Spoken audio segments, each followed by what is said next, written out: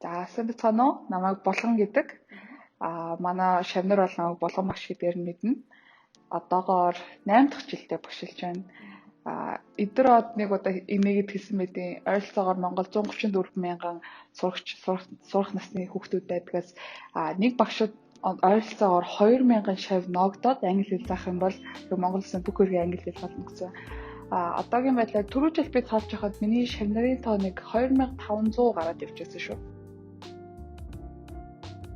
Одоогийн нөхцөл байдлаас үүдээд дэлхийд даяараа бид нар яг танхимын уламжлалт сургалтын арга хэлбэрээс яг захимлуу шилжсэн байгаа.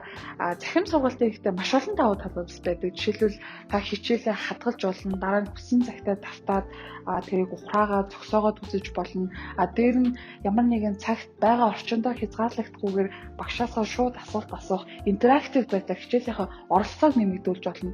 Зөвхөн самбар ширээгээр хязгаарлагдахгүйгээр маш олон өөр функцүүд дээр бас ажиллах нь их давуу талтай гэж санагддаг шүү. За хамгийн нэгдүгürt бол цаг баримтлал.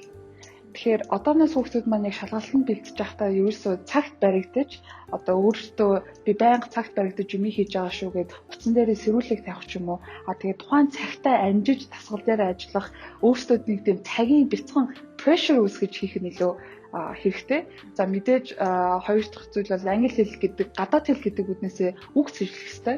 Маш олон шинэ үгүүдийг ажиллах хэрэгтэй. За эссе бичин, за дээрэс нь reading, listening гэх мэтлэн үгийн баялаг өндөр байх тусмаа оноо авах магадлал чинь маш өндөр болно гэсэн үг. За миний хувийн амжилт гэвэл 2017 онд Сүхбаатар дүүргийн заах ур чадварыг аврах багш болж байсан.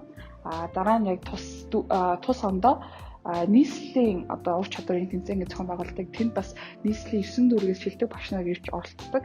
2017 оны нийслэлийн ур чадварын аврах багш болж байсан. Энэ л одоогоор хамгийн том үзүүлсэн амжилт маань юм болов. За манай шавнар чинь ер нь бол яг багш байхын хамгийн гоё юу нь тухайн хүүхдэд би 1 сар хичээл заасан бэ, 2 жил хичээл заасан бэ, насан туршдаа би тэр хүний багш хааж таарсан багшаа та, сайн мэн үү багшаа та. Энэ үг хамгийн гоё.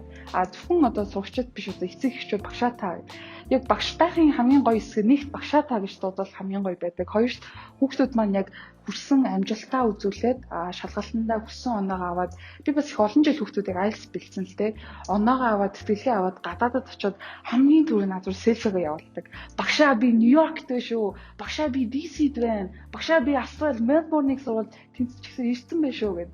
Яг тэр хүүхдүүдийнхэн тэр танд үнээр их баярлалаа. Та намайг үнээр хурцлж чадсан. Та намайг хэцүү үед ингээд дахин ингээд босгодог байсан гэдэг тэр урмын үгийг сонсох их гоё. Манай их олон шавнар дэлхийн топ 100 сургуулиудад тэнцэж орсон байдаг. Одоо яг ингээд тэг нэг гэд дуртад бас айгу апас би байна л да тийм. Айгу олон хүүхдүүд байдаг юм надад.